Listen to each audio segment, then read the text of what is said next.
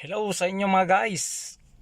Ito at mayroon naman akong ibabahagi sa inyo na isa nating gagawin na sasakyan, isa itong Kia Sportage. Ang kanyang complaint ay coolant leaking. Bali, papalitan natin ng kanyang water pump mga guys. Papakita ko sa inyo, panoorin nyo itong aking video at subscribe nyo na rin kung hindi ka pa nakapag-subscribe at pindutin yung notification bell para lagi kayong updated sa aking mga susunod pang mga video mga guys. Yan, isa itong Kia Sportage. Yan po.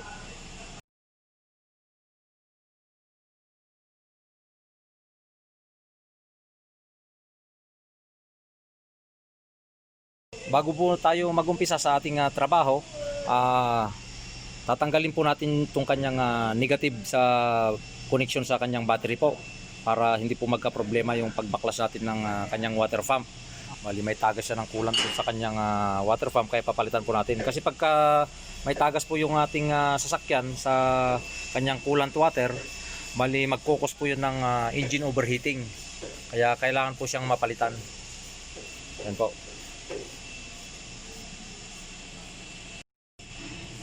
Ito po, tatanggalin natin yung connection sa battery sa ating negative.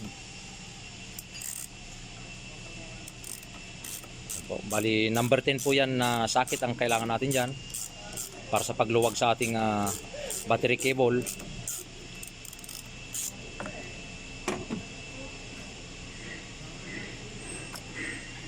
Yan, para safety po yung ating paggawa.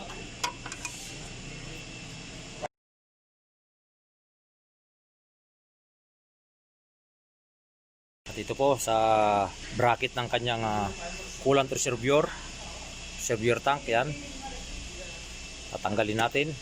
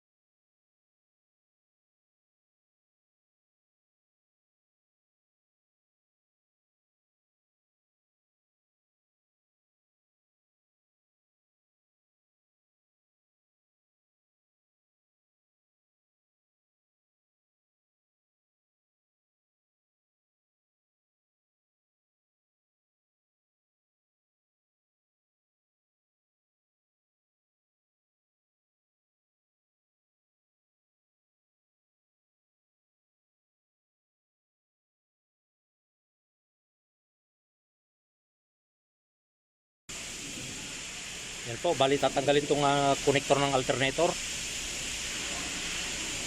Yan. Tapos dito po sa kanyang tornilyo, sa kanyang positive cable po dito sa alternator natin. Yan. Yan po tatanggalin. Para matanggal po natin yung alternator. Tapos mayroon po siyang tornilyo rito na isa. Yan po.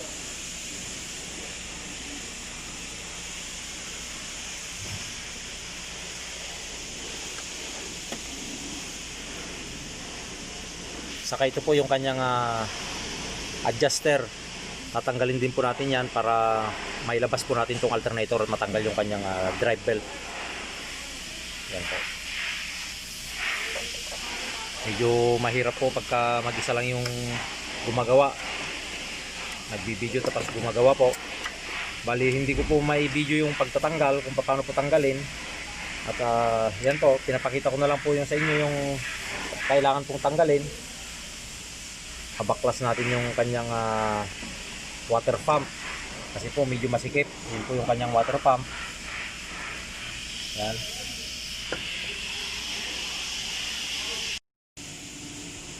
Yan po, pag natanggal po yung tornilyo dito sa kanyang alternator bolt, tapos dito po sa kanyang adjuster, bali luluwag na po yung ating drive belt, kaya matatanggal na po siya. Yan. pwede na po siyang tanggalin. Yan po. Binabalang po natin yung kanyang drive belt doon sa baba. Tapos tatanggalin po natin tong alternator na buo. Yan po, inilabas po natin yung alternator para maluwag po tayo sa pagtanggal ng tornilyo ng water pump natin. Bali 5 tornilyo lang po yan. Number 10 ang size niyan natin para matanggal yung ating water pump. Saka dito po sa ating pulley ng water pump ay 4 po na tornilyo yan. Bali number 10 din po yan. Yan. Ito po yung ating alternator. Nilabas po natin yung ating alternator para maluwag po yung ating paggawa. Yan po. Tapos ito naman po yung ating bagong water pump po na pamalit. Yan po, bali natanggal na po natin yung kanyang water pump. Yan. Ito po yung kanyang water pump na luma. Ito po yung bago. Yan po, parehas po sila. Yan po yung luma. Ito po yung bago.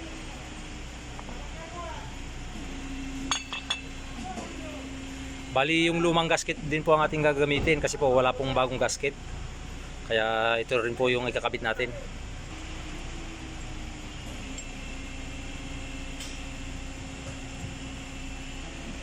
Bali lalagyan na lang po natin ng silicone ito para hindi po siya tumagas. Yan po. At saka lilinisan po natin dito, saka natin ikakabit po yung bagong water pump. Yan po, ito po yung water pump ng ating Kia Sportage. Bali pagka ganyan pong may leak yung ating water pump, magkokos po yan ng overheating, engine overheating po. Yan. Ito pong water pump na to hindi po siya nare-repair, kaya kailangan po natin palitan ng bago. Ito po yung kanyang tagas, dito po siya tumagas sa kanyang breather at saka dito sa oil seal dito sa harapan. Yan po. Kaya pagka ganyan pong may tagas yung ating sasakyan sa kanyang water coolant, kailangan po nating ipacheck para hindi po lumala yung kanyang problema, yung ating makina, o hindi mag-overheat yung ating makina. Yan po, bali naikabit na po natin yung bagong water pump. Ito po yung ating bagong water pump, naikabit na po. Tapos ngayon, kakabit na lang yung ating alternator. Ito yung ating alternator. Yan po. Tapos pagkatapos po may kabit yung alternator, saka natin kakabit yung drive belt, yung kanyang belt po. Tapos ikakabit natin tong kanyang coolant reservoir tank. Yan po. Tapos lalagyan po natin siya ng coolant. Po kayo magbaklas ng water pump, siguraduhin po muna natin na nakatanggal yung ating negative na battery sa ating baterya. So, para sigurado po yung ating paggawa, kailangan pong nakatanggal lagi yung ating negative ating battery para hindi po magka-problema habang tayo po ay gumagawa. Yan po.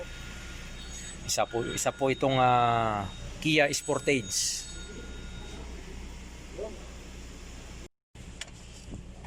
Yan po. Kinabit muna natin yung kanyang bracket sa alternator sa ilalim. Yan, tapos kinakabit na po yung ating alternator motor.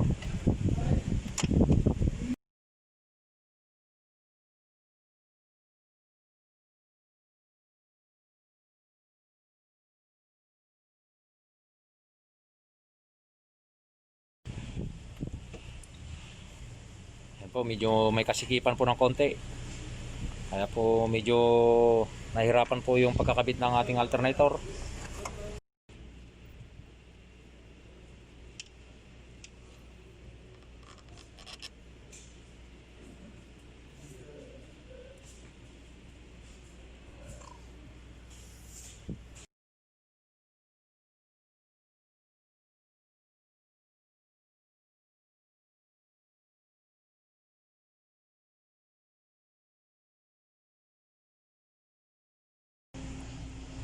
Ito po yung ating gagamitin na coolant sa ating Kia Sportage na pinalitan ng water pump. Bali color green po ito.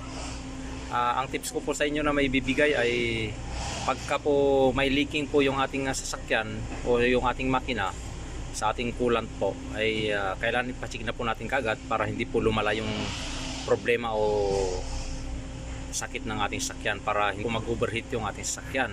Kahabang minamaneho nyo po yung inyong sasakyan ay tignan nyo din nyo po yung kanyang dashboard o yung instrument cluster, yung kanyang pong temperature gauge, kasi po isa po ito sa cooling system ng inyong makina, itong ganitong problema po, coolant leaking. Yan po, patuloy nyo lang pong panoorin ng aking mga videos para po magkaroon po kayo ng idea sa paggawa po ng mga ganitong problema na sasakyan. Yan mga guys, tapos na po yung pagpalit natin ng water pump. Bali double checking po ang ating ginagawa ngayon. Umaandar po yung ating makina. Yan, nakompleto na po natin lahat. Yung ating pong coolant level ay okay naman. Yan po, ayos na po siya mga guys. Paki-subscribe na rin yung aking YouTube channel kung hindi ka pa nakapag-subscribe, at paki-pindot na rin yung notification bell para lagi kayong updated sa aking masusunod pang mga video mga guys. Maraming salamat po sa patuloy na suporta at panonood ng aking mga videos sa aking YouTube channel.